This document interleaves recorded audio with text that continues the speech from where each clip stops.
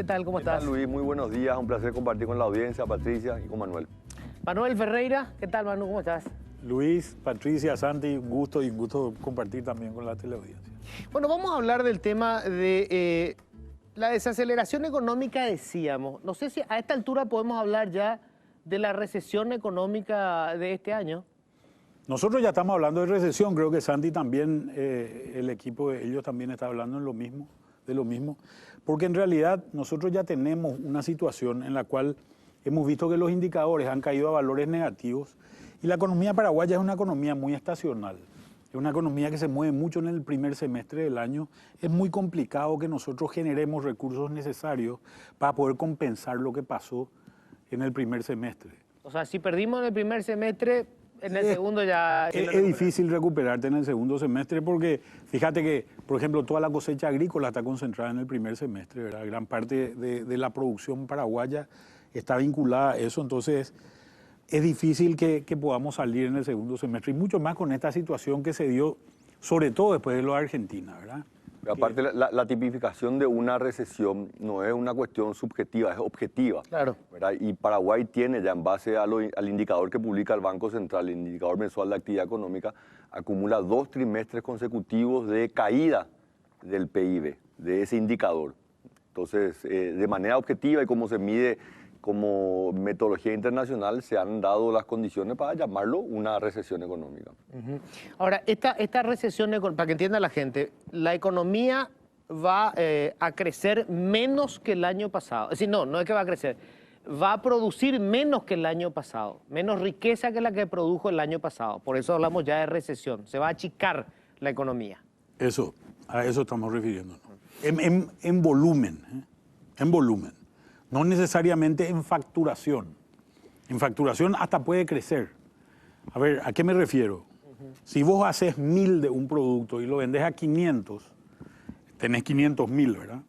Vos podés hacer 900 de ese mismo producto y venderlo posiblemente a 600 y vas a hacer 5.400. Te subió el precio, pero te bajó la producción. En este caso, te baja el PIB, ¿verdad? Entonces no importa tanto, en este caso es muy notorio eso, pero muchas veces ocurre que, por ejemplo, en una producción agrícola como la nuestra, tenemos una sequía y hay una caída de Producto Interno Bruto, pero sin embargo el precio sube, ¿verdad? Claro. Y eso le ayuda a la gente. Ahora no pasa eso, ahora las dos cosas están bajando. Claro, hay menos producción y encima el precio se desplomó. Así Pero es. lo interesante también, porque obviamente no hay que dramatizar de esto, hay que mirarlo de manera objetiva, es decir, cuáles son las razones que llevaron a esto.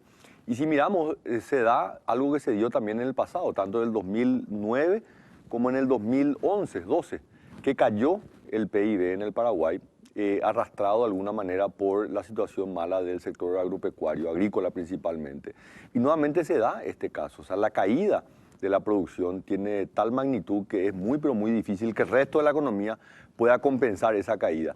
Y esto nuevamente refuerza de que esta es una economía eminentemente agropecuaria y tenemos que cuidar al sector agropecuario porque muchas veces se habla de que este sector realmente contribuye muy poco. Hoy lo estamos sintiendo, contribuye mucho a la economía del Paraguay. Cuando al campo le va mal, al resto de la economía también le va mal.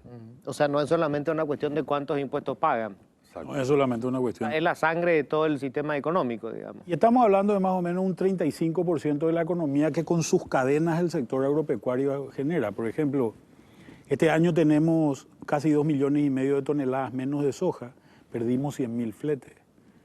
En un flete, una persona, un camionero cobra 500.000 guaraníes, que se dejó de cobrar, eso multiplicarlo por 100.000, se dejaron de vender 50 millones de dólares de combustible y todo el resto de las cosas que pasan en la ruta. Mirá los puertos, mirá hay muchas barcazas ancladas en este momento, hay sectores comerciales con problemas, incluso los bancos tuvieron que tener refinanciaciones porque todo esto se va adaptando. Hoy tenemos menor producción de aceite, menor producción de harinas en general vinculada a esta reducción, claro, solamente en el sector de soja, ¿verdad? Ahora, Santiago, el tema de las cuentas públicas, el endeudamiento con el fisco, de alguna forma, esto, que creo que estamos en un nivel estable, ¿esto podría ayudar en algo en esto, en esta situación que se vive? O sea, ayudar, perjudicar, dirías. No, si tenemos hoy en las deudas públicas creo que estamos de forma, creo, estable, creo que no estamos en el marco de peligro. No hay una preocupación en materia tributaria y fiscal, ¿verdad? Pero obviamente hay que decir, este año muy difícilmente se cumpla con la ley de responsabilidad fiscal, por varios factores. El ratio es una proporción del PIB. Si el PIB te cae, obviamente el ratio va a aumentar, el denominador va a ser menor. Y por el otro lado también con una caída de la actividad económica esto afecta a la recaudación. Entonces lo hemos discutido y en eso estamos de acuerdo que ha sido una medida muy oportuna por parte del equipo económico de poder abrir la mesa de discusión sobre estos temas. Y hace unos 10 días tuvimos esta conversación con el ministro, el resto de los ministros del equipo económico y decíamos, tenemos que partir de un diagnóstico acertado. Si erramos en el diagnóstico, probablemente las medidas no van a ser las correctas. Y ahí analizamos la situación fiscal y no vemos preocupación, pero sí el gobierno tiene que de alguna manera sincerar en el sentido de comunicar de que este año va a estar en riesgo el cumplimiento de la ley de responsabilidad fiscal. Existen mecanismos para su adecuación, pero principalmente la discusión del presupuesto es fundamental. Yo creo que ese es hoy el tema central que a todos nos preocupa. El gobierno presentó la semana pasada el presupuesto dentro del Parlamento y si hay un año que no podemos darnos el lujo de discutir mucho sobre esto es este. O sea, si este año se puede aprobar el libro cerrado, creo que sería una enorme, una medida muy beneficiosa para la economía del Paraguay. Idéntico, creo que el presupuesto, casi idéntico al presupuesto de 2019. Que no hay muchos recursos para distribuir, para aumentar. Entonces, creo que esta es una discusión no tanto de tinte económica, sino más de tinte político en este momento difícil que está viviendo la economía paraguaya. Ahora, quiero al tema de la recesión. O sea, hay elementos que obviamente nosotros no lo podemos manejar. La caída de la producción agropecuaria, que tiene mucho que ver con el problema climático, ¿verdad? Sequía primero, después tuvimos la inundación con el tema, el ganado le jodió muchísimo. Los precios en el mercado internacional tampoco los fijamos nosotros, encima tenemos esta crisis de China, Estados Unidos, y las crisis regionales de Argentina y Brasil, que tampoco es responsabilidad nuestra. Pero, ¿qué cosas no hicimos o hicimos mal que pudieron haber agudizado este problema de recesión? Bueno, yo creo que uno de los temas que a mí me parece importante es el hecho de haber reconocido tarde la existencia de un problema, ¿verdad? Esto se veía venir desde mayo del año pasado, cuando se produce una fuertísima devaluación del peso argentino, acompañada por el real en Brasil. Nosotros nos quedamos caros con relación a Brasil y Argentina y empezamos a ver que empiezan a caer las ventas en el sector comercial, que empieza a haber dumping de productos industriales que competían con los productos paraguayos. Y esto se venía advirtiendo, creo que muchos analistas lo venían diciendo, empresarios, etcétera. Y el gobierno venía diciendo no hay problema. Incluso empezamos una discusión tributaria. Yo le había dicho en su momento al ministro y por la prensa incluso había dicho, este no es un buen momento para discutir de tributos, porque cuando vos hablas de impuestos, la gente dice, me van a meter la mano en el bolsillo. Encima que ya estoy mal. Eso hace que el empresario o la gente te ponga un freno de mano. Eso se agudiza con estos problemas de expectativa. Entonces, creo que no fue un buen momento de discutir eso. Yo creo que la asunción de la existencia de un problema se da ya más o menos por el mes de mayo, más o menos. Y creo que es un poco tarde de discutir eso. ¿Por qué? Porque esta crisis tiene peculiaridades que no tienen las otras crisis. Santi citaba la crisis del 2012. Yo en el 2012 era ministro y recuerdo que nosotros habíamos entrado se sabía que ese año venía una recesión, se habían subido los salarios del sector público 38% en el Parlamento, bueno, que es lo que nos hizo entrar en déficit y hasta ahora no salimos de ese déficit generado en aquel momento. Entonces, ¿qué era lo que pasaba? Pero todos sabíamos que si la cosecha salía bien, las cosas venían bien. ¿Por qué? Porque el precio estaba a $450 de la soja, vos hacías 3 toneladas, hacías $1.350, menos 500 te quedaban $850 en el bolsillo, le quedaba al agricultor, ¿verdad?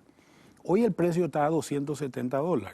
Vos haces $800, menos 500 te quedan $300 y encima tiene una deuda el agricultor que está más o menos en $1.200 por hectárea, ¿verdad?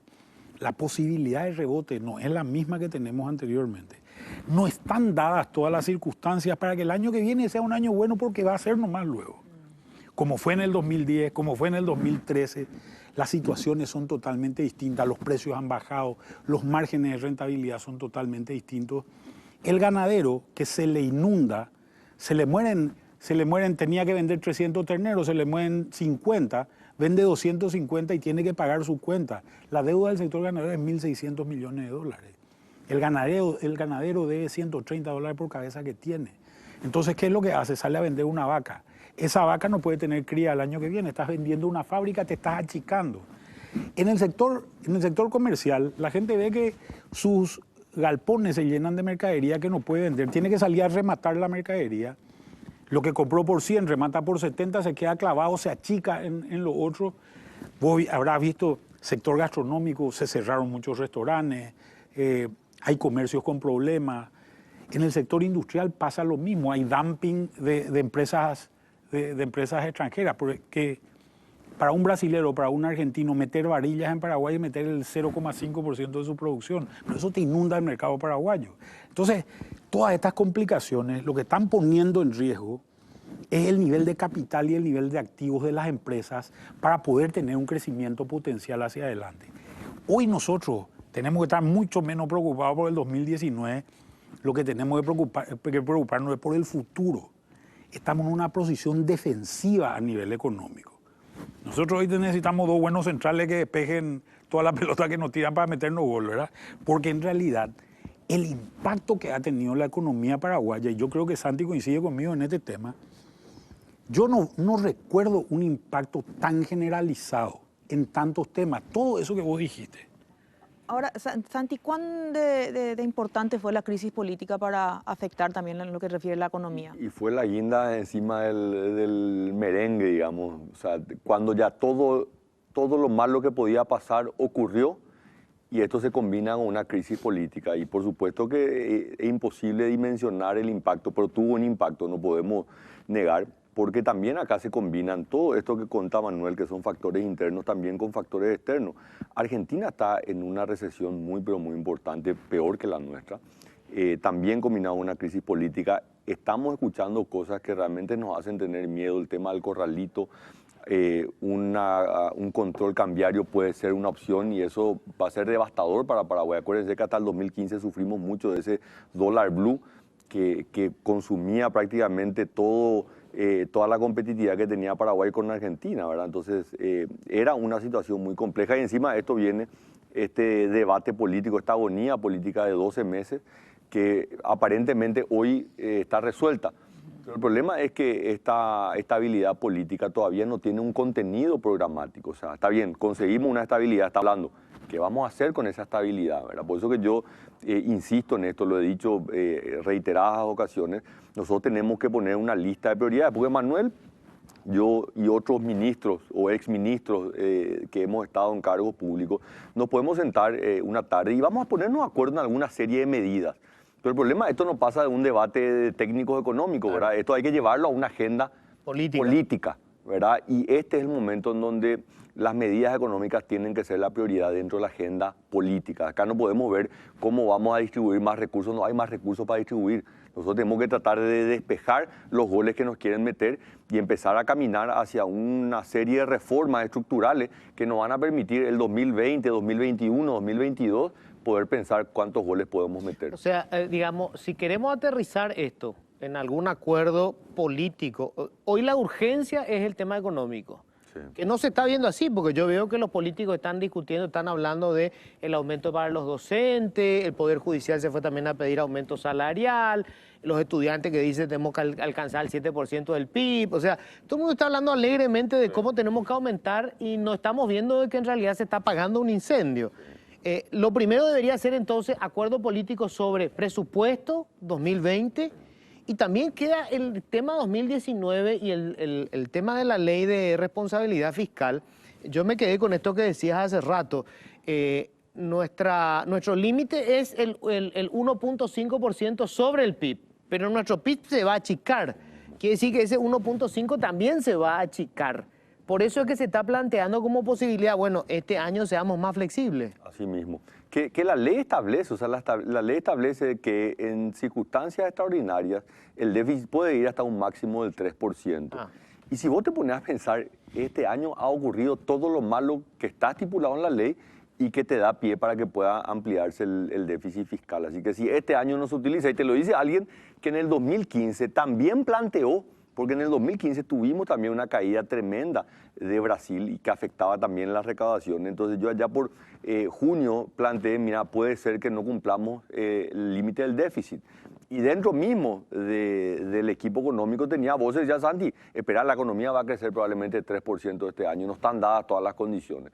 ¿Qué hicimos? Ajustamos el gasto, bajamos 0,5% del PIB en gastos presupuestados que estaban dentro del plan financiero y dijimos, entramos a cortar economía de guerra, cumplimos el déficit de ese año y permitió que la economía siga creciendo. Y nos da mucho gusto hacer eso, cuando son ministros de Hacienda, porque todo el mundo te tirotea porque las necesidades son ilimitadas, pues.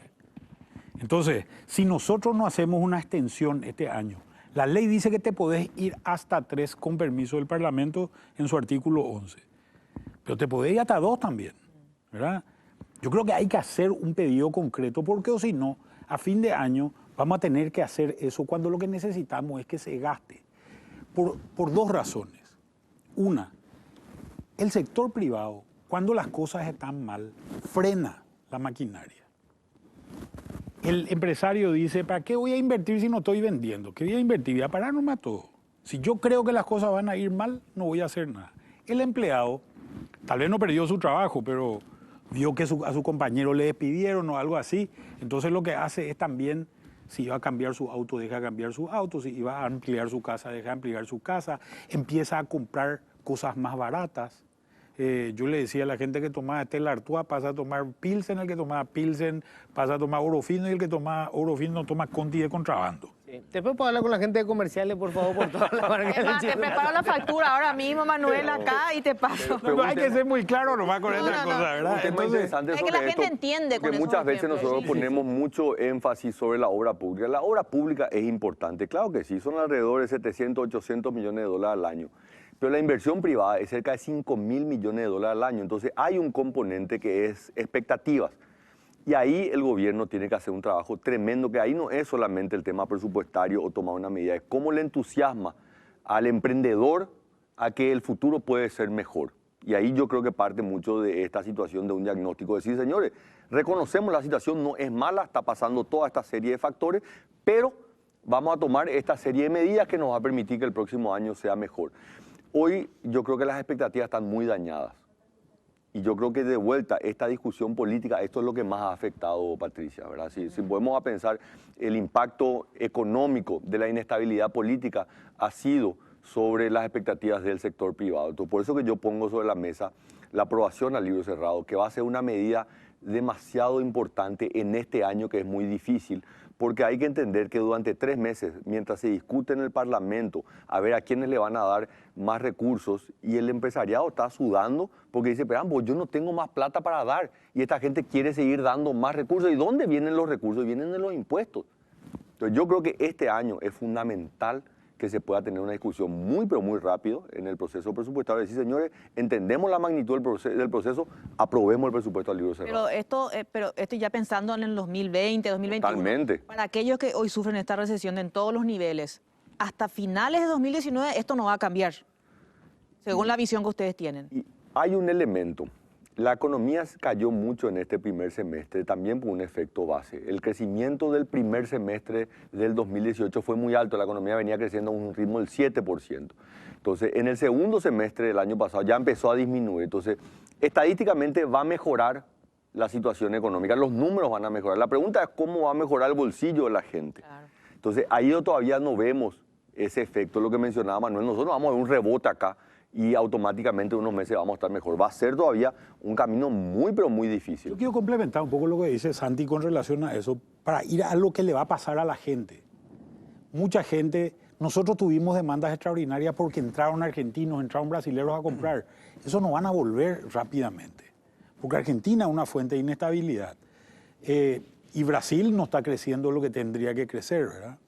Nos vamos a encontrar que hasta que termine la campaña agrícola, si esta campaña agrícola es buena, no vamos a tener volumen de mercadería suficiente para generar otros recursos. Por tanto, nosotros vivimos una un periodo de mucha bonanza por la diferencia cambiaria que teníamos con Brasil y con Argentina, que se acabó esa diferencia cambiaria. Vos volviste a los valores de venta parecidos a los del año 2015. Y creo que eso, sobre todo a nivel comercial e industrial, la gente tiene que tener muy en cuenta. Venía creciendo en el 2015 y creo que va a seguir creciendo. Tuvimos un pico donde lo ideal hubiese sido que la gente ahorre, pero muchas veces la gente cree que lo que sube nunca va a dejar de subir, lo que baja nunca va a dejar de bajar. Y la economía siempre fluctúa, ¿verdad?